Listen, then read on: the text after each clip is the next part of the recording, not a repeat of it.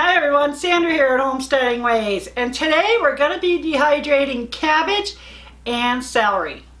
Okay, I cut the end off, I took the outer leaves off, and now I'm going to cut it down the middle here.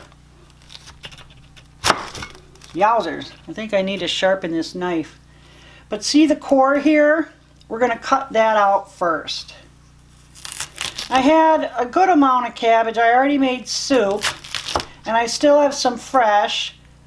But I ran out of dehydrated, oh geez, a couple months ago. So I figured, let's get this dehydrated. Now this, you can cut this up and use this fresh like in soup or something else if you want. It's just, it doesn't dehydrate well and it doesn't reconstitute well either. Otherwise, just put it in your compost bin or feed it to your chickens or goats or whoever will eat it. So cut this one out.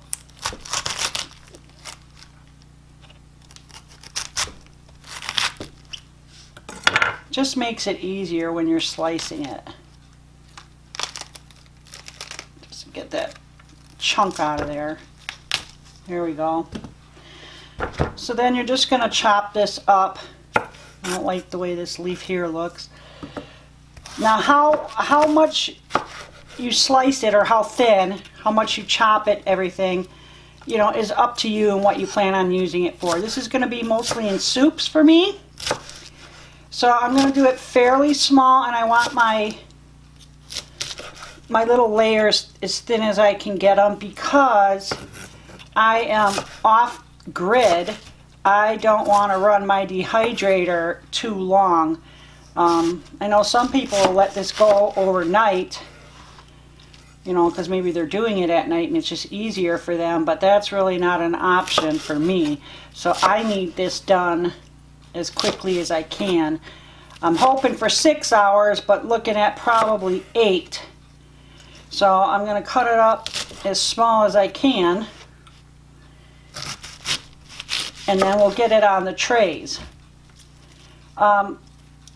If you've never tried dehydrated cabbage before, it really is nice, you know, to have on hand. Soups, stews, casseroles, you can even use it in a stir fry, you know, once you have it rehydrated.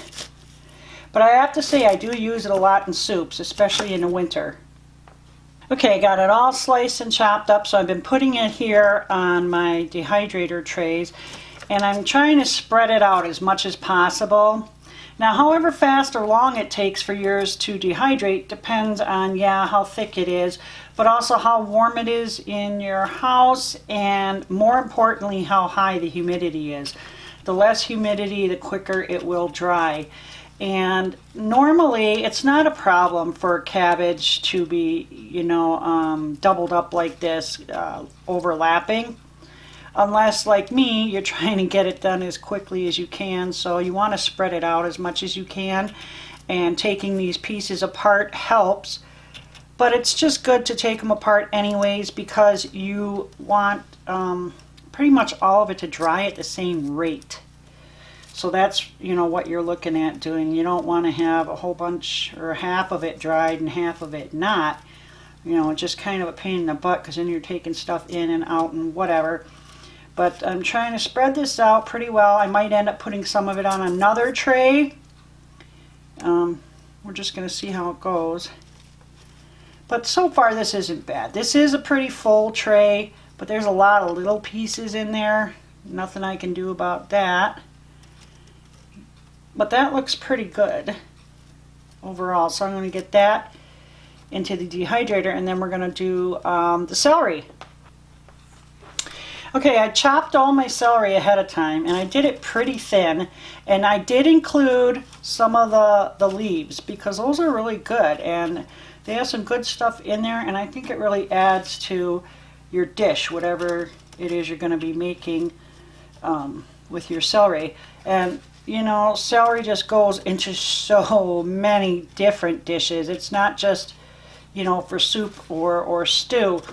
I mean, they go into casseroles and I mean, I just can't, you know, you're a cook, right? You put it into so many different things.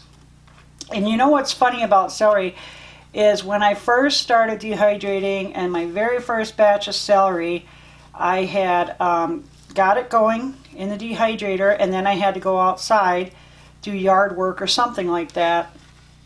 But I was outside for at least an hour, if not longer. And when I came back in, I thought one of the kids had started making soup, chicken noodle soup, because that's exactly what it smelled like to me. And I'm looking around the kitchen and I'm like, were they in here? Did they do? And nope, nobody's in there. I'm like, oh, holy cow, you're kidding me. That is the celery? So now I sit there and think, maybe it's the celery that gives chicken noodle soup that distinctive smell. Who knows? But anyhow, yeah, I'm trying to not let these overlap too much either. But celery does dry fairly quick, so I'm not too worried about it. And with these little leaves, I may have to put another one of these on top of it to keep them from flying around in the dehydrator. If I have an extra, that's what I'll do.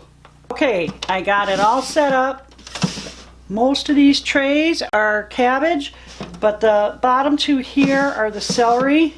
I did take that insert out of the last one and cover it on here so as to keep those celery leaves from blowing around in there. And now I'm going to set this at 125.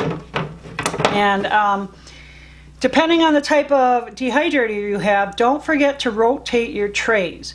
Do it at least once halfway through. But like I said, depending on your dehydrator, you may need to do it more than once. And I'll let you know how long it took.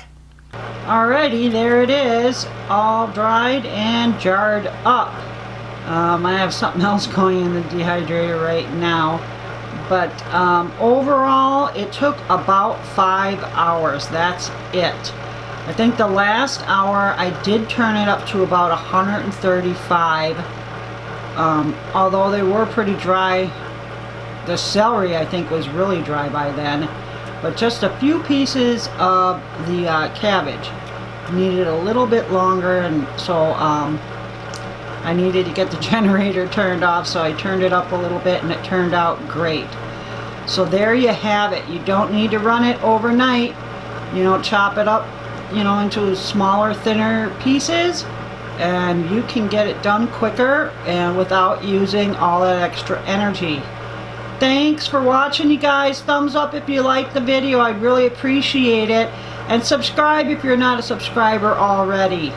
It was nice talking to you. And you take care.